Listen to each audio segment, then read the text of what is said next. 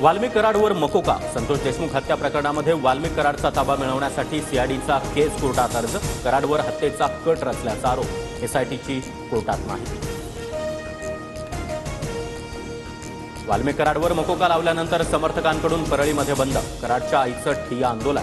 सोनवणे, क्षीरसागर आणि सुरेश धस वाल्मिक कराडला अडकवतात. कराड समर्थकांचा आरोप.